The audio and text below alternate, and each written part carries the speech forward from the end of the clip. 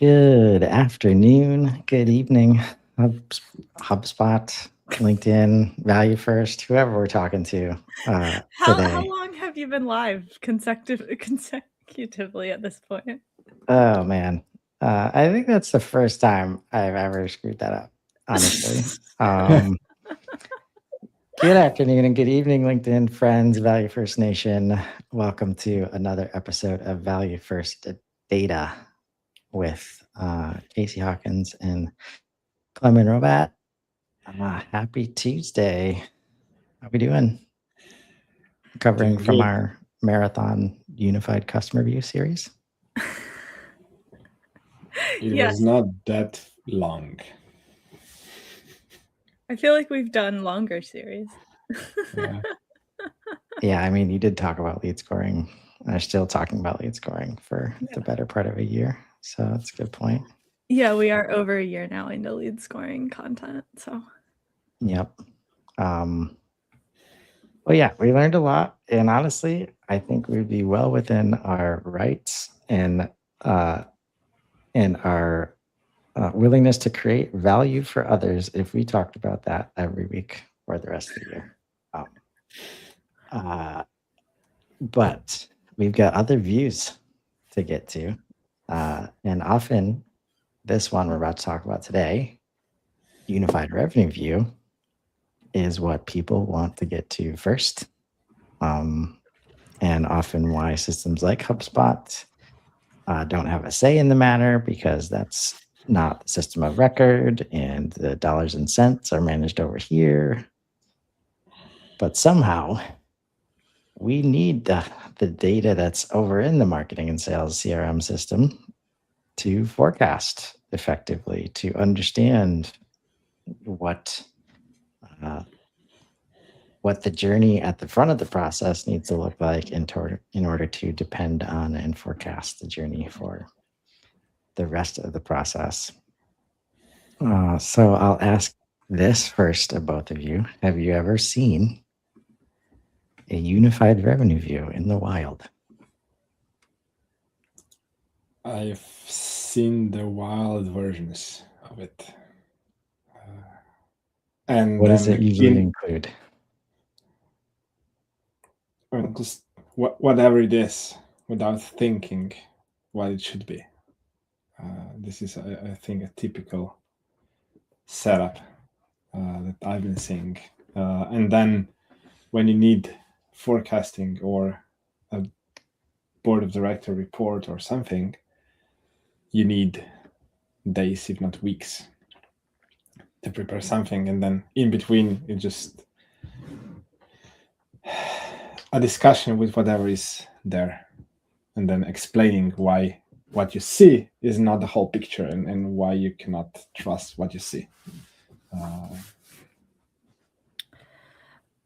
I think what is a unified revenue view is maybe, Mike, to answer your question with a question. You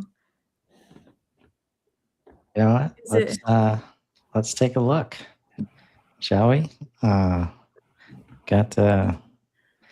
Before we jump into the playbook, we're going to follow the rules here. Before you start, watch the concepts presentation. We're going to click on that.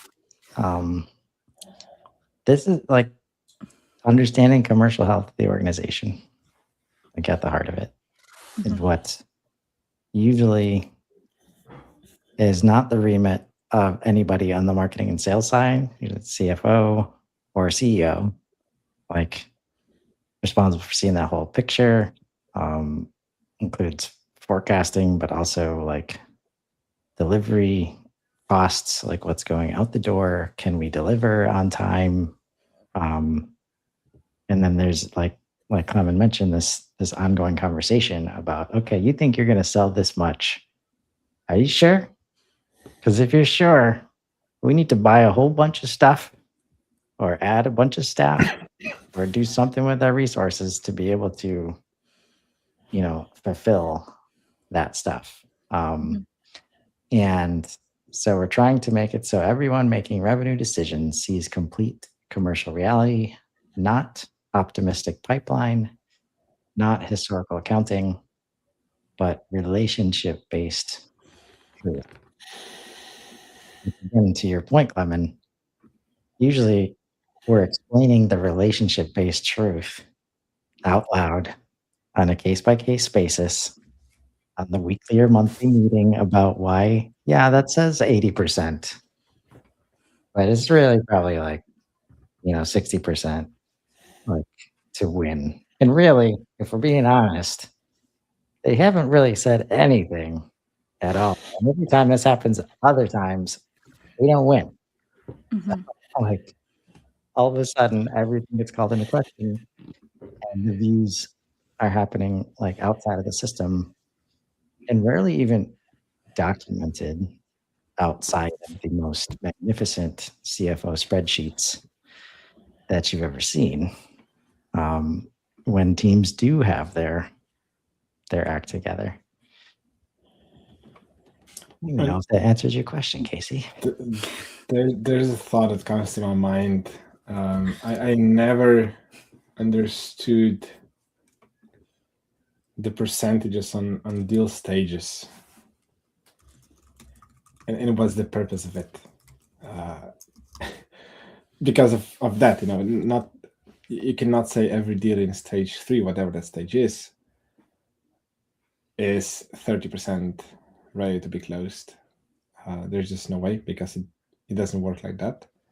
And to the other point, one of my first business coaches at my first company, he was always saying, even when the deal is closed won, it's still 80%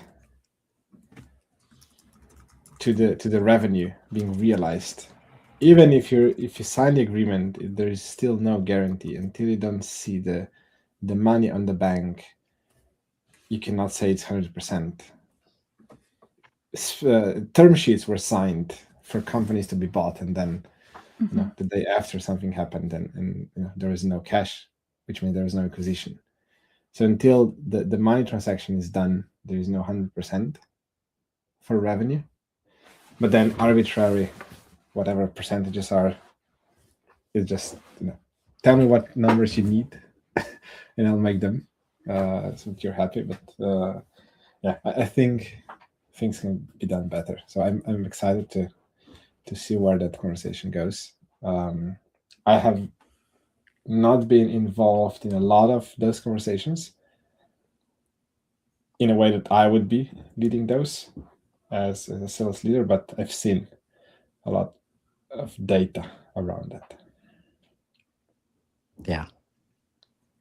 And it's tough, again, coming at it from the HubSpot perspective, but because of that inherent understanding that percentages and experiments are happening, and they've always been happening, and the way that RevOps, before it was called that, and like Mark Roberge, one of his claims to fame was cost per lead, right? And then building that towards like, okay, if we get 1,000 leads, it costs this much, it equals this many close won deals.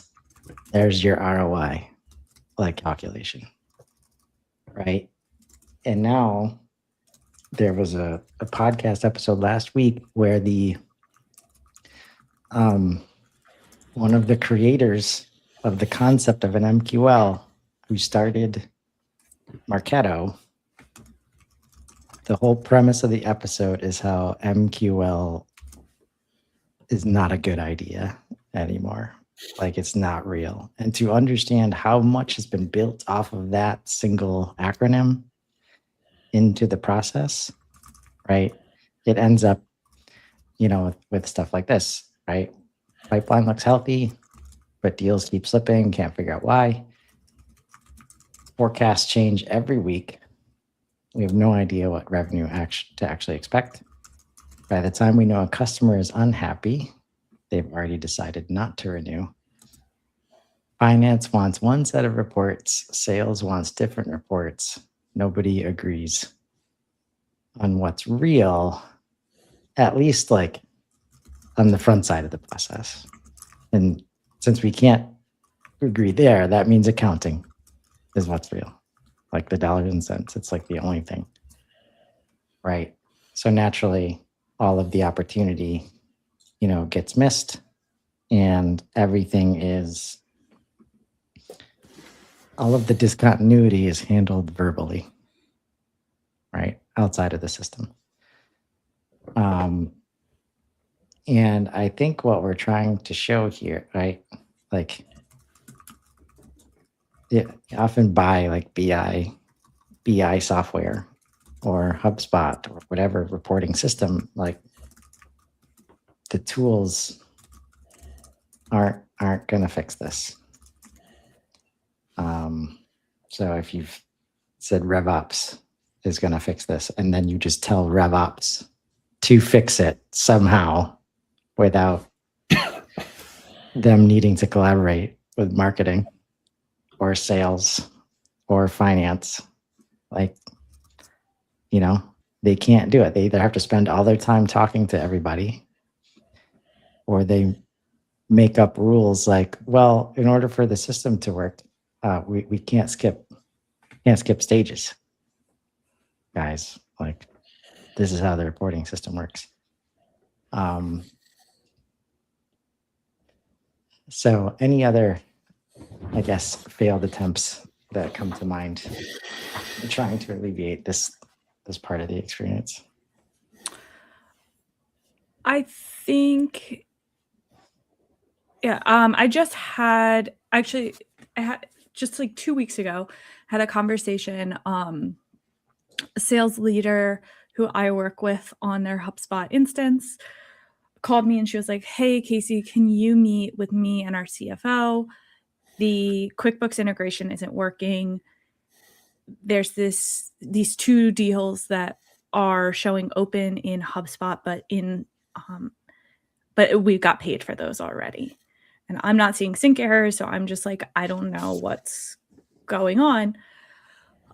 We meet with the CFO, and within 2 minutes, one of the deals hadn't been paid yet. I don't really even know what happened. I don't know if the customer told the salesperson, "Yeah, we paid that," but they hadn't sent the check, or check was in the mail, whatever, it doesn't matter. And then the other deal, they had made a partial payment. And I would not call myself a HubSpot QuickBooks integration expert, but I don't think I couldn't, in their instance at least, we were not able to show like the partial payment. So from HubSpot's perspective, it just looked open. But the CFO was like, "Well, we got like half the payment," or whatever it was. So it's interesting to talk about this, like having just gone through that, and think about even well-intentioned, even using that's QuickBooks HubSpot integration, like that's built to help us do this. And yet still we are almost causing more friction in many ways. Because if we don't have the full view, then there's distrust in this case, there was distrust in HubSpot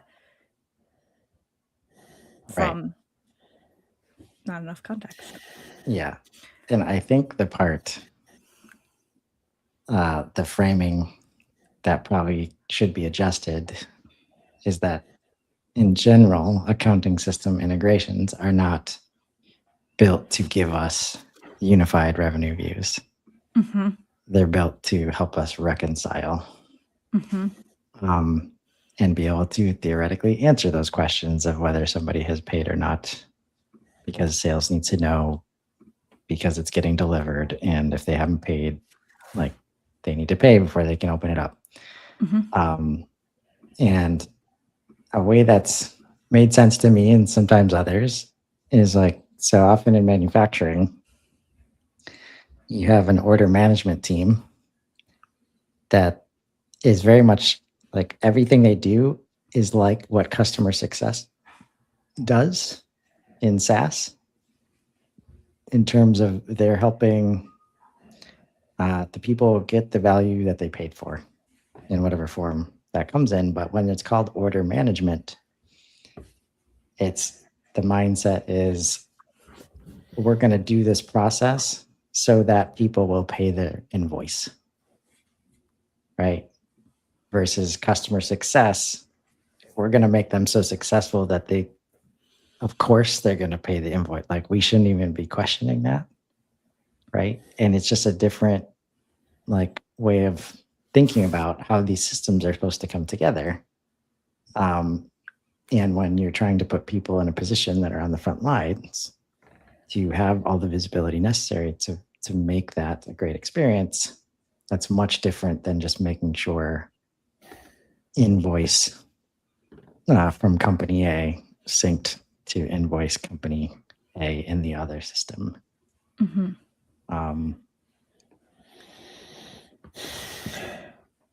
So I have probably more questions than to add.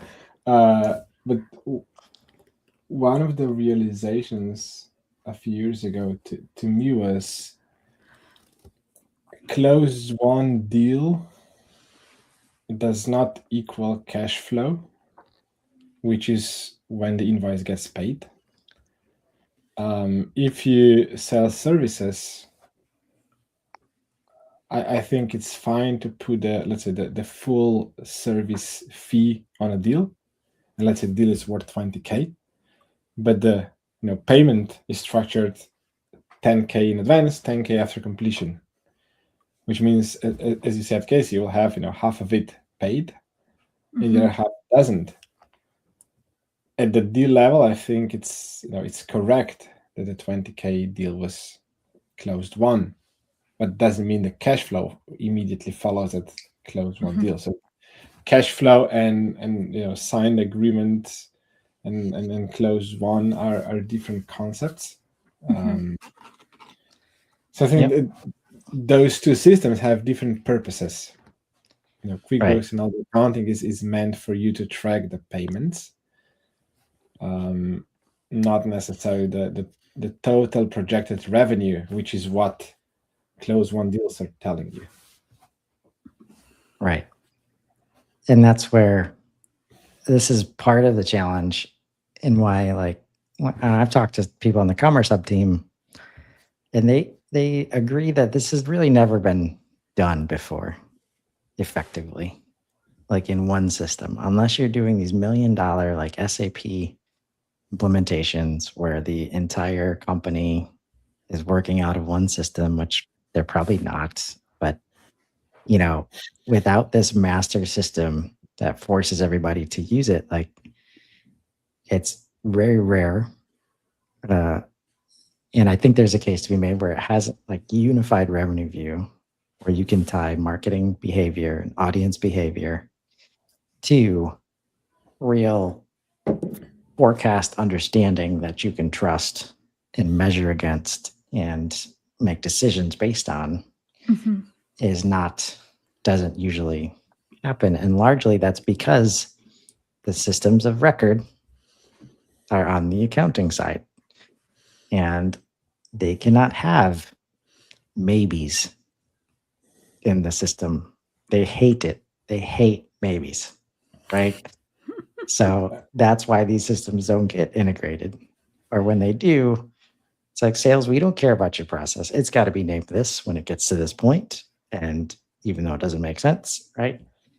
And that's where what we have now is an infrastructure in a platform like HubSpot that can house all of this data. They're also bringing in a lot of data that we've never had access to before on the signals side of things. And it doesn't have to replace all these finance systems. Like I don't want HubSpot to be the accounting tool. Like, please don't ask it to do that. But since we can bring it together, we can actually create like this picture. And so when we think about marketing wanting so badly to be responsible for a revenue number and moving it, and they don't have visibility to the operation side of the house, right? So literally Everyone in your organization who makes revenue-related decisions sees complete commercial reality, not sales optimistic pipeline, not finances historical accounting, not success teams engagement metrics in isolation, but the complete picture of revenue health. So sales sees customer health and usage patterns before expansion conversations. So usually this is on the customer success side of the house and not the CRM side of the house. Delivery team, they see deal commitments and expectations before starting implementation. This doesn't mean they're not talking to sales about a handoff, but there's data backing up. Like during the process, this happened. Finance sees deal progression and confidence before revenue recognition. Customer success sees original deal context and promises made. And leadership sees a relationship-based revenue forecast and not stage-based theater. Because everybody's asked to make decisions based on this. And what we get is a bunch of this at the end of the year where it's like, okay, somebody told us this is our revenue goal for 2026. If you look back at 2025, we sold 100 of these things. So if this is a revenue goal, we need to sell 200 of these things next year. So that's the forecast. That's the goal. Like we just got to hit it, right? With no deal pipeline to back it up, no understanding of what that's going to take. Like, so people come up with, marketing focused or sales focused tactics. Like, oh, let's just sell it. Let's just sell to this industry too. Or, hey, maybe we could make this new product because this other company like us sells it too. So we'll just make a new product. And then all of a sudden we'll start forecasting for that as if it's just like, the most egregious assumptions related to the most important measurement of the business. You said a word that I don't see on this screen, so I'm curious. You've mentioned how marketing cares about this view. Is marketing, but marketing's not here. Marketing's not here.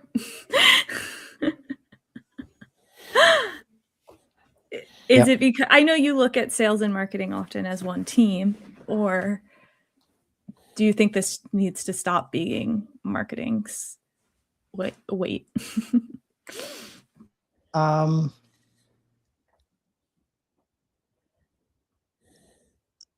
think it's very hard to ask marketing to make revenue related decisions. So if that's the bar we're setting, I think it makes sense to not require this for them. But this is built in a world where there's one customer team.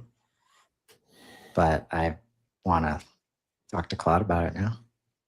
Maybe update this. I have thoughts around that. Where marketing and I see now there's visually there is leadership sees is across two blocks, so there is a place for marketing. Yeah, and it goes. It just got cut. Why marketing should see that is I had a chat with one of the customers, a RevOps leader, who said, we start looking at data, questioning our assumptions around ICP and where we are, getting the most revenue, or where do we want to double down our activities for the next year. And when we start looking at the data, where we are getting the most MRR, the SaaS platform, they realize, no, it's not with the largest enterprises, which was the assumption, but there's a middle tier of companies, 500 to 5,000 employees, and that realization or thought process came directly from revenue numbers or close one deals and revenue on close one deals from within HubSpot. And then they started digging deeper and they realized, okay, this is the segment we should double down, because this is our sweet spot where we have the best conversions, where we have the most leads. And this is where I think revenue based or related decisions go back to marketing.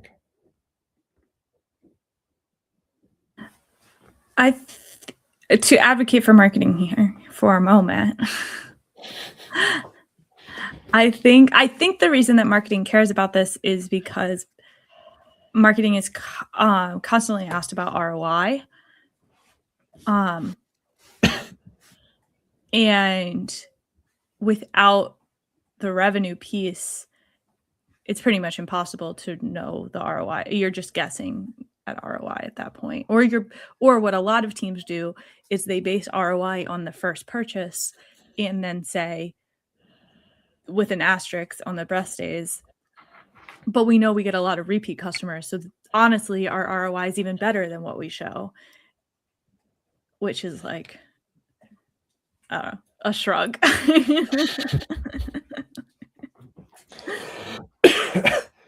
Yep. I think it's a miss here. Sorry to derail us. No, I think it's fair. Hard to overcome all of the status quo understanding. I did ask Claude, I said, does marketing care about the unified revenue view? He says, yes, but maybe not in the way marketing teams initially expect. The unified revenue view is primarily a commercial clarity outcome pipeline through collection. So at first glance, it looks like a sales plus finance story, but marketing has a direct stake in it for a few reasons. The interest object, also known as the leads object in some portals, is where marketing's work lives inside the revenue view. The commercial flow starts with interest recognition, media engagement, community participation, assessment activity before anything ever reaches a deal. Marketing's job is generating and progressing those interest records. If marketing can't see what happens after interest progresses, they're flying blind on what's actually working. Attribution stops being a fight. When revenue is visible end-to-end in one system, marketing doesn't have to argue about influence. The relationship between content engagement, interest progression, deal, and revenue is traceable. And that's a structural win for marketing credibility. What marketing shouldn't be measuring shifts. The canonical marketing dashboard for the unified revenue view isn't email opens and form fills. It's which content drives progression. How does marketing touch points complement sales and support interactions? Which relationship segments engage meaningfully with which approaches, how well content supports where people actually are in their journey, and which customers are showing advocacy signals. So yeah, we'll have to get marketing on this slide for sure. Good call out. And I think we can skip. Let's see here. So as we go through the playbook, this is not something that happens overnight. And as we have come to understand in many, many clients over the past couple of months, the concept of a unified customer view also doesn't happen overnight, but it doesn't mean we can't document it and understand what we need to bring together into one view to create the foundation needed.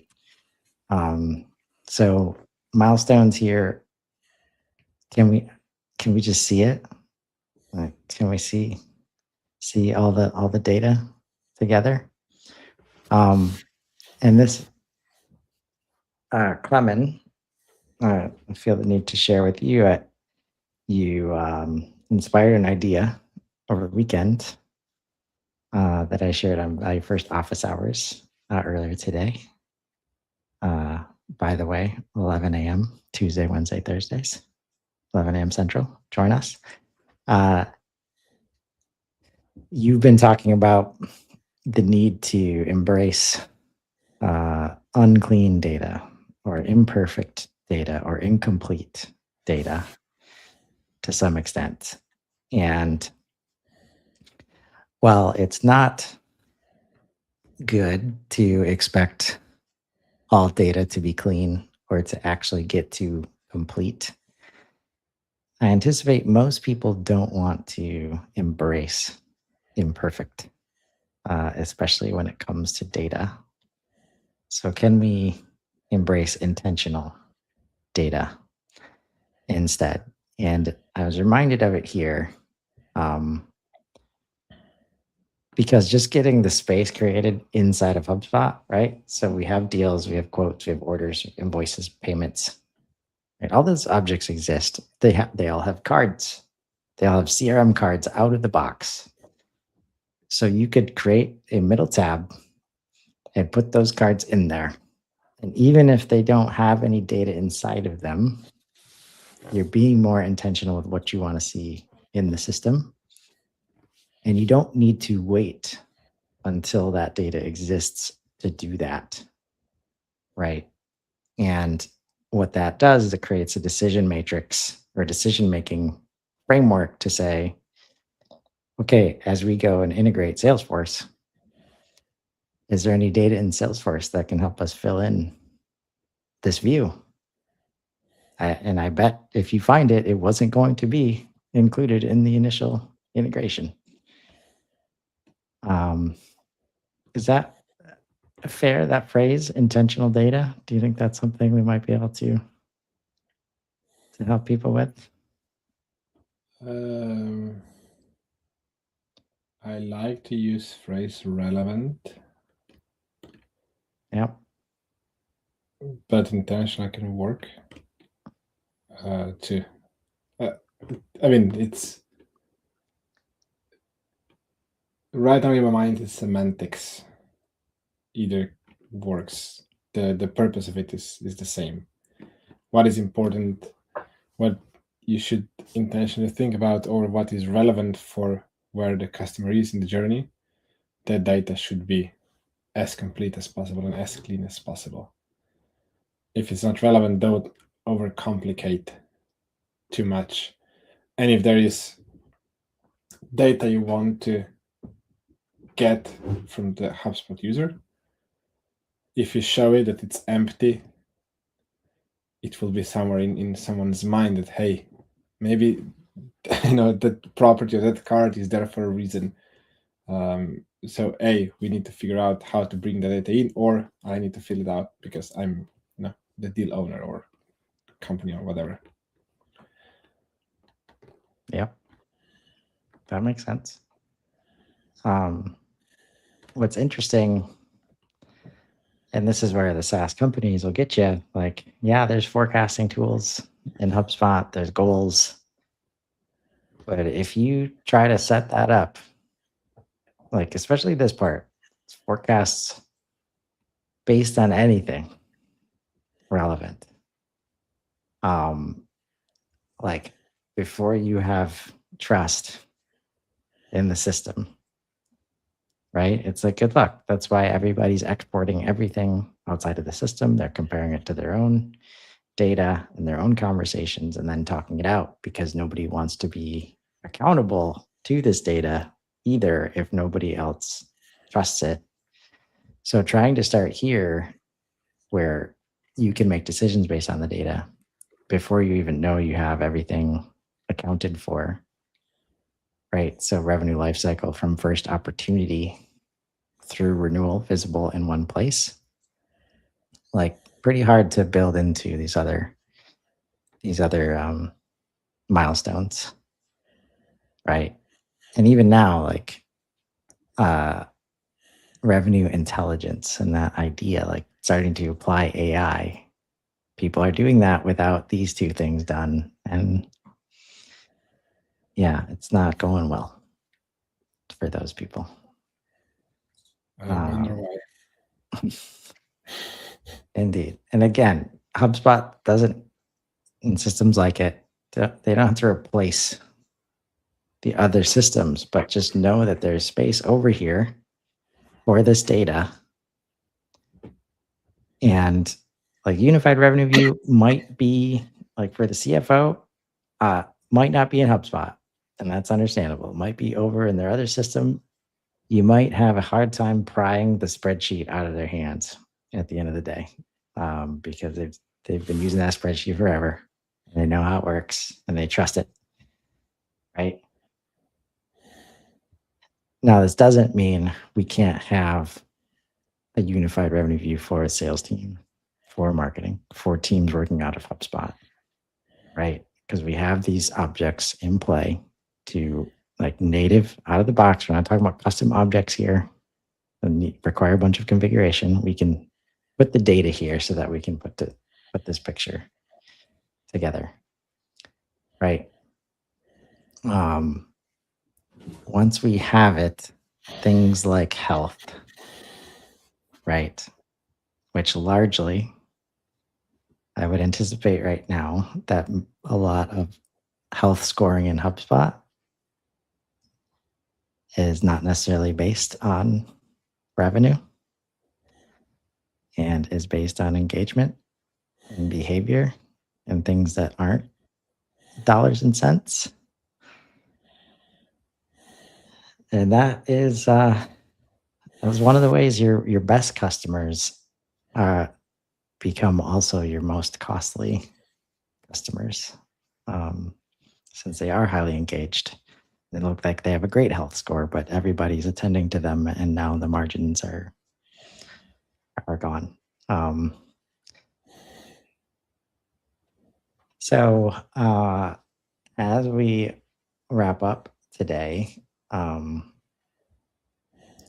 like, what are the top questions that come to mind, or really anything that comes to mind as we move into the playbook of this view and try to help people build it out? I have two like foundational questions probably.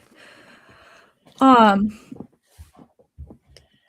is, and maybe you don't have, like maybe this depends and that's fine, but like I like to think in practical terms and like do all of these views, unified revenue view, unified customer view, are they like tabs in HubSpot for the team that's in HubSpot? I know we already talked about like this might not be in HubSpot for the CFO, but for teams in HubSpot, is that practically how these get built? I think so. Yeah. Yeah. And then my follow-up question, and this is again just like a foundational question, but like, do you have a strategy right now, or like what is the thought about like where the unified customer view ends and the unified revenue view begins?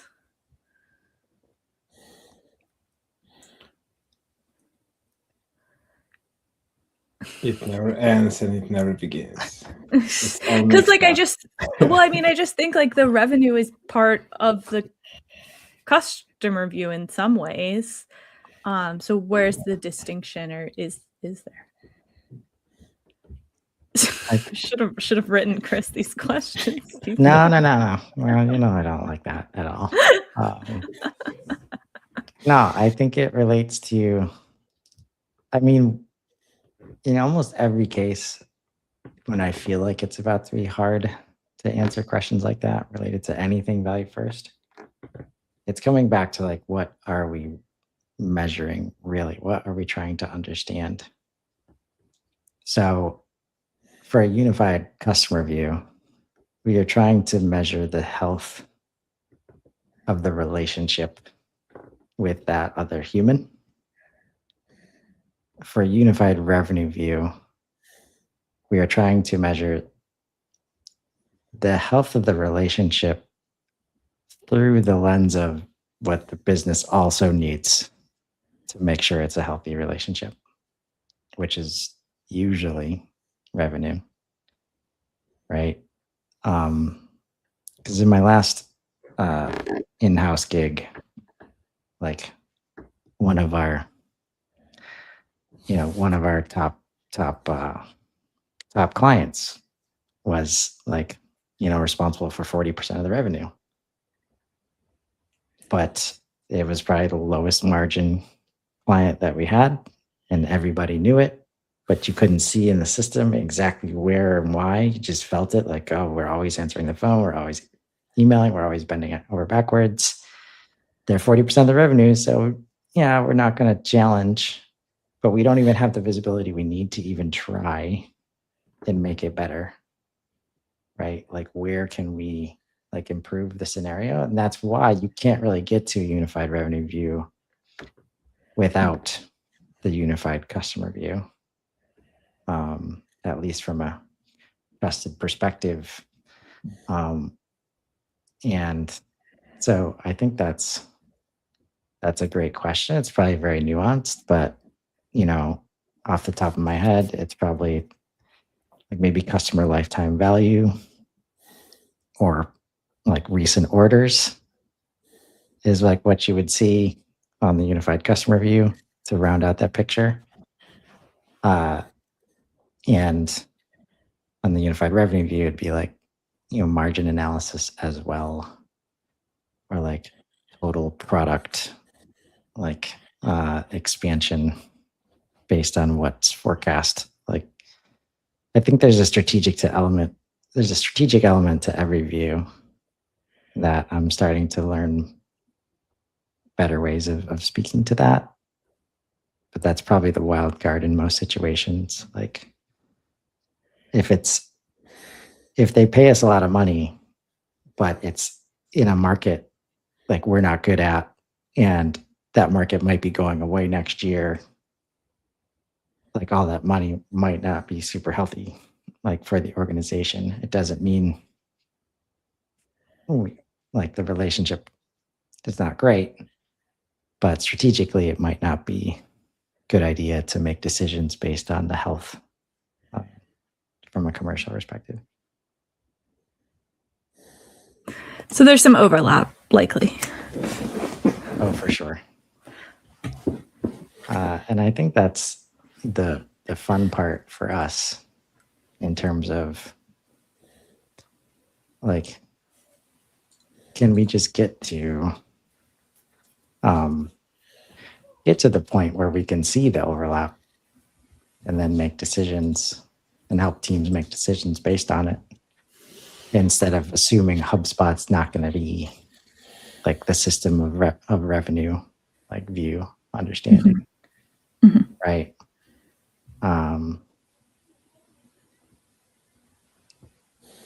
And this is why I focus on the data model part. Like, if you have the data model right, you can make all these views on one record, like in HubSpot, actually very easily. So, and it's very powerful when you can just grab a native out of the box card from HubSpot, like customer lifetime view. And because all the past orders are in the system already, and just all of a sudden, this thing that people usually don't have a good idea of is now all of a sudden visible, right? That was not some kind of integration or like, custom reporting setup, but all of a sudden we have probably 10 times the insight that we had before we like drag that card in. So hopefully this process will help people make decisions like that. Like, if you want to see customer lifetime value, let's see it. Let's put it in the view. And it's okay if it's on all 4 views too, right? Like, multiple people need that information, and we don't want to force them into other systems to get it. at the end of the day. Mhm. So, how about you, Klemen?